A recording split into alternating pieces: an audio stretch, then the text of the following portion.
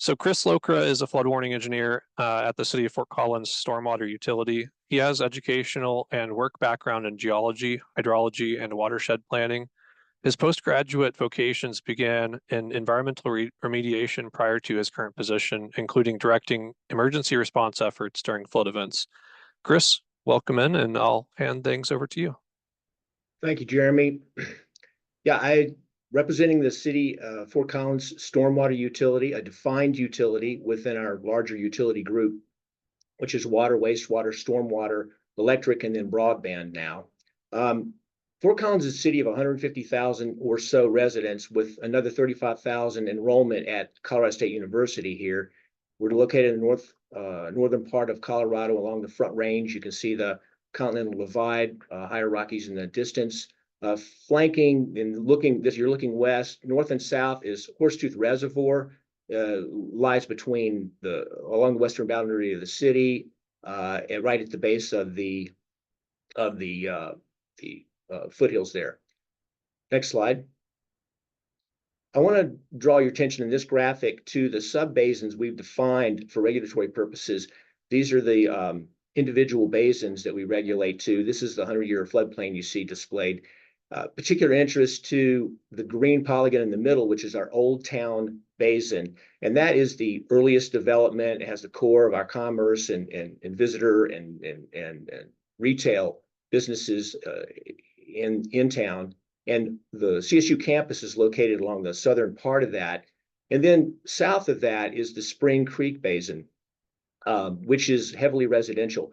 Old Town had most of its natural drainage obliterated during its history of development. So we experienced quite a bit of flooding from that lack of natural drainages. Spring Creek suffered our greatest flood, sort of modern record as far as life safety and damage is concerned. Next slide. Just as some example photos here from sort of recent history. Old Town, which is a picture top left there, a very common event for decades prior to some recent outfall construction and a $35 million infrastructure project for the collection system west of this or upstream of this area. Commonly flooded. Every rainstorm pretty much dropped something that was collect in Old Town, and this was the era of sandbagging and dam barriers for basements and lower level structures. Then we're subject to lots of other types of events. We have, as we enter the spring here, potential for rain on snow, which can trigger quick flooding very quickly for us. And then we occasionally have events during the summer. We had an intense rain and hail combined event that the hail component shredded vegetation so severely it blocked our collection system. Those are actually piles of hail you see in the bottom left-hand corner there. So we occasionally have these sort of unique storms. Our design storm is a 2-hour event, sort of front-loaded, 3.67 inches for our master planning efforts. Next slide.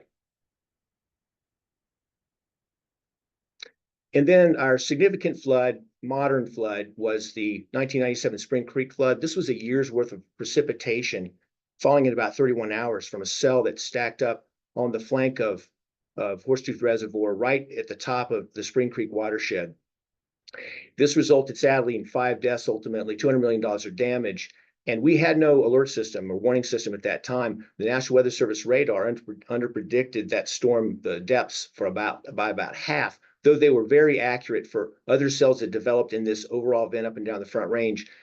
Droplet size and some other factors confounded their estimates. So it was determined we had to get some real-time measurement in. And in 1999, we started our effort to grow an alert system. Next slide, please.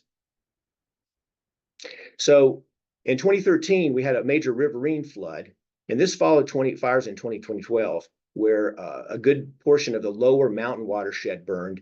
And then we had terrific amounts of debris in our channels all through 2012 and into early 2013. And then an unusual set of circumstances or meteorological circumstances resulted in lots of flooding from basically Boulder and actually Golden south of Boulder, northwest of Denver, all the way up the Front Range, with the smaller communities in the foothills devastated by this. And these were road closures, damage to structures. We had to do realignment of Highway 34 in the Big Thompson Canyon. So this was a major flood that In Fort Collins, we actually prepared for this. We had an exercise in the spring because of the concerns about debris and the augmentation of flood flows. So we exercised this with a multi-agency effort in our kind of performing arts center gathered here downtown that I prepared, and I think it served us pretty well for the awareness component for this storm that happened in September. Next slide.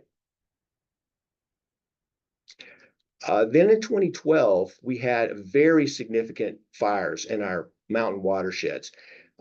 Pictured here is the footprint for the Cameron Peak fire extending from on the left, the Continental Divide, all the way to the Front Range here.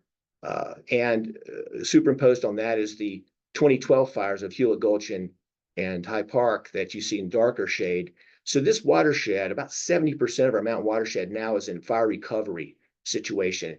And with that, I might add, the East Troublesome fire, not pictured here, flanked this fire to the south, extended over and threatened Estes Park and Rocky Mountain National Park. Combined 400,000 acres burned is the largest wildland fires recorded in Colorado history. Next slide. Those fires drove, significant changes to the behavior of the mountain watersheds, and worked with the National Weather Service to raise the sensitivity of the triggers for any advisories, watches, warnings for flash flooding in the mountainous areas, the development in the mountainous part of the watershed, all the way up to just 1/3 of an inch in 15 minutes and 1/2 inch in 30 minutes. And from the burn area assessment reports that came out after those fires, we saw 10 to 30-fold increases depending on the size of the subwatershed in the peak flow expected as runoff, and it doubled for a 100-year event for the overall watershed. So that would mean instead of about 13,000 CFS, we expect in the low 20s for a major event over the burn scar. And sadly, the flood after fire situation was, well, it occurred in that a family was swept from their cabin into the river, and this is in 2021 is this headline. This is from the Washington Post even. 2022, there was another couple of deaths in a smaller watershed from recreationalists and staying in a developed area, actually, just because of the immediate response of the watershed to any inputs. Next slide.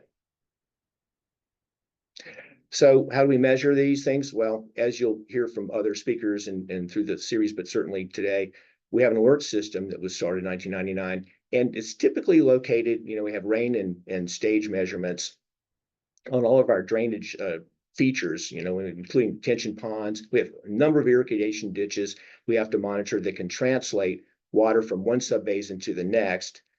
We also have some automated functions. You see top center there is the Larimer Well ditch, which is about 1,000 cubic feet per second irrigation ditch to carry divert water from the Poudre out to parts east, north of Greeley, large irrigation reservoirs for the historical livelihood of the agricultural basin we're in.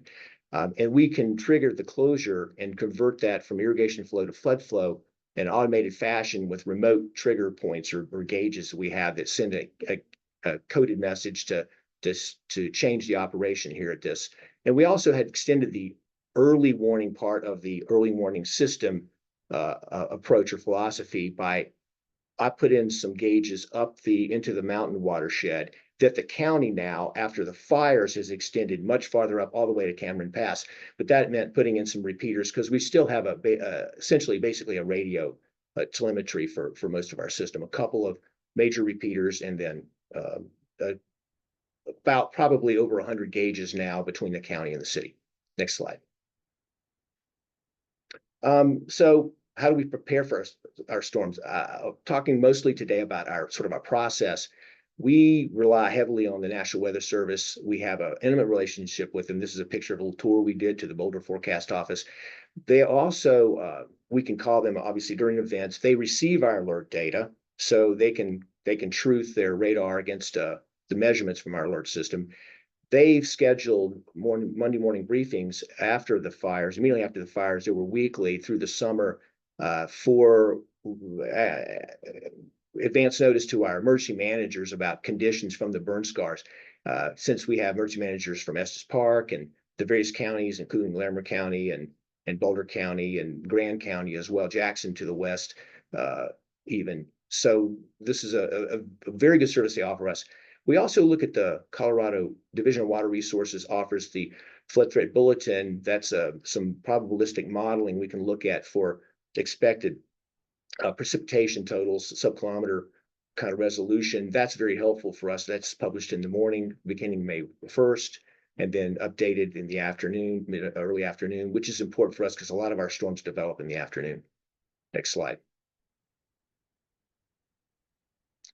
Then we can stand up, as this is a shot from 2013, stand up a physical incident command post, or EOC. We have permanent ones, and we now have one located downtown under our city manager's office. We moved our emergency management representation out of Poudre Fire and into a civilian arrangement department with the city.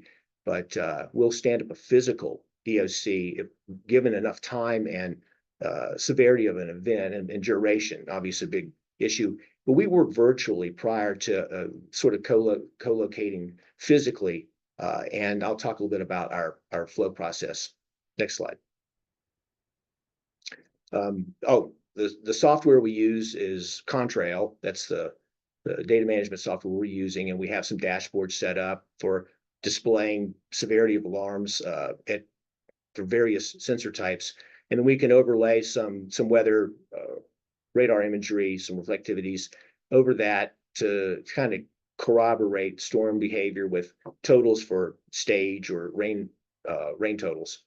And then we rely on some other software that we look at for more up-to-date sweeps. We use the weather called Weather Sentry for a pretty up-to-date, no more delay than 5-minute radar sweep of development through town here.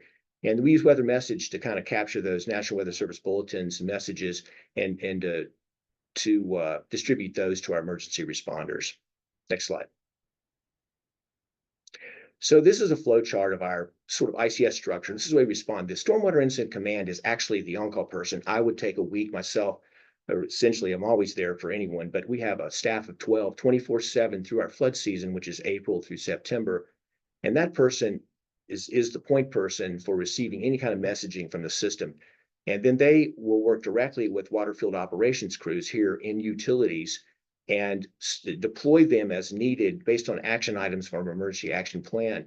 And then we can expand that process, expand that arrangement, that structure, of course, as the severity grows or duration lengthens as needed, and that we can pull in leadership and pull in management to actually manage as we break into, say, multiple crews and deploy more resources to the field, and then delegate more of the expectations and requirements of the on-call person or the incident commander initially as the storm develops. And then I've got a picture of sort of a fully fleshed out ICS chart. We've all seen these. And in this case, the stormwater group that we're in, the on-call group, will be moved into a field operations or the operations section for a larger event, with also a footprint over in the planning section for development of an incident action plan. So this is kind of a dynamic, flexible approach that we use. Next slide. Got a picture here of our on-call handbook. This is our 3-ring binder version. We also have it electronically, but this has all of the information, prepared information with all the expected action items for each sensor at any location where we have specific things required, action items required for mitigating the flood conditions there. And this includes access to, we have 44 high hazard dams in the area. We have an emergency action plan links to those. We also have a couple of levees in town we have to maintain, monitor, one protecting an older section of town, low-lying part of town, another protecting our waste reclamation facility. And this book contains essentially all the information, reference information for flow in the river, timing. We have bridge infrastructure information there, and we have access to prescribed polygons that we've established for notification should we need to push something out for flood polygons in various areas that are subject to flooding. Next slide. Can't stress enough, we're all aware of the importance of our relationships with other agencies. You know, we work closely with the other department streets, our parks. They all have their own call teams. They have rangers and they have on-call streets. So we'll work laterally with those groups for any kind of response operations. We have our customer connections group, the city PIO office is our outreach group, and we have prescribed sort of prepared messaging that we can augment with selective bullet items depending on the type of event, so we can rapidly get information pushed out through the PIO to the public on their outlets, or in the case of a particularly large event or significantly concerning life safety event, use the Larimer Emergency Telephone Authority, who has the reverse 911. They can push notify with their Everbridge software current information on flooding and recommendations for action. We also deal closely with Larimer County Emergency Management, a very professional group. Lori Hodges is the emergency manager there, and we have to oftentimes work because of the flood threat regionally. And Colorado State University also has its own staff, and they track, their student body and have the contact information, and they can push warnings as well in our community. Next slide. As far as notifications go, we don't do any real-time flood inundation modeling here. We have static maps, prepared polygons of areas of known concern for flooding. And here's an example where we have floor elevations as well as flood elevations for different stages of the Poudre.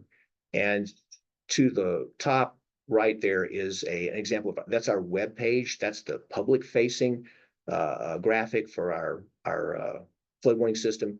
And that has polygons that will automatically populate or show, given significant flooding, that shows both Spring Creek and the Poudre River being activated. This is just for a test shot, so to speak, for I think this is for our CRS documentation. This wasn't a real event, but and then the crafting of messaging. Like I said, we have most of these things sort of pre-prepared. They'll be looked at and breathed upon, depending on the event. We're trying to basically reduce the response time, get things out as quickly as possible. Next slide. And then post-event, those are sort of the processes during event for communications, response and communications.